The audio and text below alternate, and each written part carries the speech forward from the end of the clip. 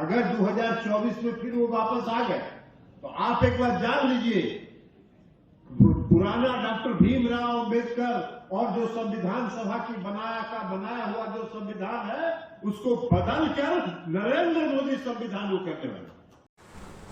जय हिंद दोस्तों, मेरे चैनल सोल्जर स्पीक में आप सभी का स्वागत है। फौजी बोलता है और जब बोलता है तो दो टूक बोलता है। आपने जेडीयू सांसद ललन सिंह को सुना। उन्होंने कहा कि 2024 में अगर बीजेपी सत्ता में लौटकर आती है तो इस देश के संविधान को बदल दिया जाएगा, एक नया संविधान देश में लागू कर दिया जाएगा। लेकिन क्या वाकई में ऐसा हो सकता है और क्यों लल्लन सिंह ये कहने पर मजबूर हुए हैं कि बीजेपी देश के संविधान को बदल सकती है? इसको लेकर कई सवाल हैं दोस्तों। कहां से ये बात उठी और क्या वाकई में ऐसा हो सकता है?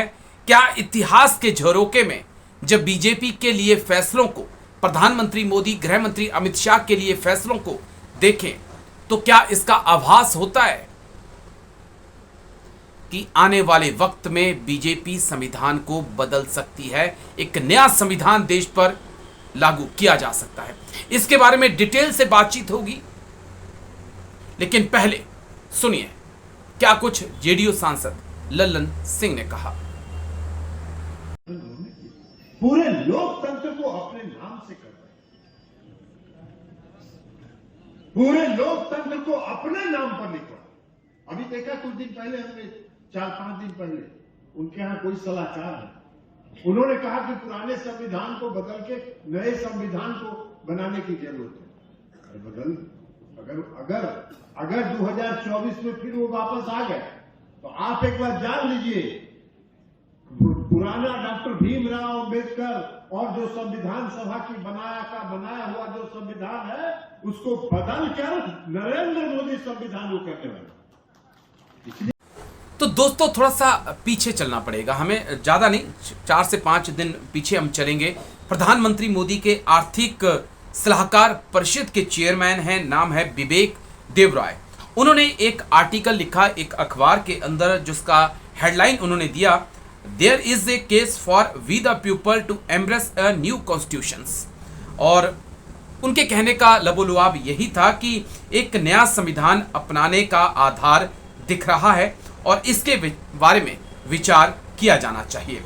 और उनकी इस आर्टिकल के बाद काफ़ी उनकी ज़्यादा आलोचना हुई और उनकी अरेस्ट करने की भी मांग की जाने लगी। लेकिन जो उन्होंने कहा इस आर्टिकल में कि 1950 के बाद से संविधान के अंदर इतने संशोधन हो चुके हैं कि उसे बदला जाना चाहिए। और प्रधानमंत्री मोदी के क्योंकि आर्थिक सलाहकार हैं तो बात हल्के में नहीं कही गई है, कहीं ना कहीं क्या अंदर खाने इसकी बात हो रही है, क्योंकि बीजेपी ने जो भी कुछ करना होता है उससे पहले वो उस चीज का राग अलापना शुरू कर देते हैं। तो क्या अब बीजेपी के निशाने पर संविधान है? ये बहुत बड़ा सवाल है दोस्तों, इस पे बातचीत होनी चाहिए। बहुत कुछ इन्होंने अपने इस आर्टिकल में कहा है कि किस प्रकार से वक्त वक्त पर संविधान में संशोधन होते रहे।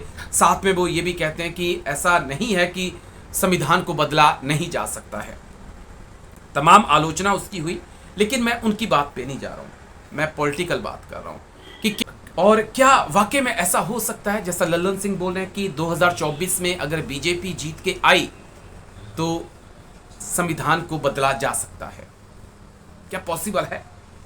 फ्यूचर, भविष्य किसी ने नहीं देखा कि ऐसा होगा या नहीं होगा, नहीं कहा जा सकता। लेकिन जब इतिहास के पन्ने आप पलटेंगे पिछले 5 साल के अंदर के, तो आपको लगेगा कि सीए, एनआरसी भी थोप दिया गया, क्योंकि आपके पास लोकसभा में, राज्यसभा में बहुमत है, बिल पास कराया, थोप दिया गया। हाल ही में हमने देखा कि जिस प्रकार से दिल्ली अध्यादेश लाकर दिल्ली की सारी ताकतें उपराज्यपाल को दे दी गई, तो वो भी इशारा कर रहा है कि जब सत्ता के पास ताकत होती है तो सत्ता अपने हिसाब से चीजों को बदल सकती है।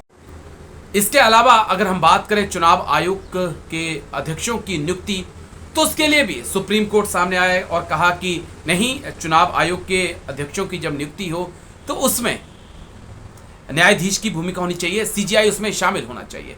लेकिन अब उसके लिए भी अध्यादेश एक प्रस्ताव लाया जा रहा है और उसको भी कैंसिल करने की कोशिश की जा रही है। तो ये दिखा रहा है कि जब सत्ता के पास पावर आ जाती है और पावर इस लेवल की आ जाती है कि फिर कोई उन्हें अपने रास्ते में खड़ा नहीं दिखाई पड़ता, तो फिर चीज़ें थोपी जा सकती हैं। और क्या वाकई में 2024 में अगर इतनी ही ताकत सत्ता के पास रही तो ऐसा होगा?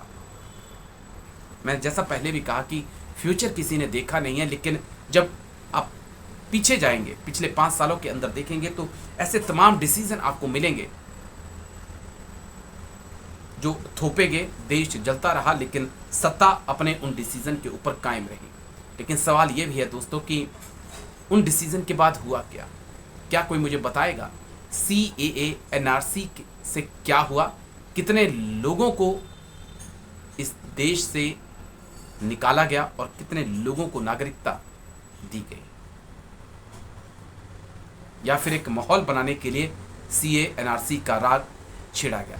चलिए, शुक्रिया आपका। वीडियो ज़्यादा लंबा नहीं करूंगा। अच्छा लगे तो लाइक शेयर सब्सक्राइब कर सकते हैं। नमस्कार, जय हिंद, वंदे मातरम।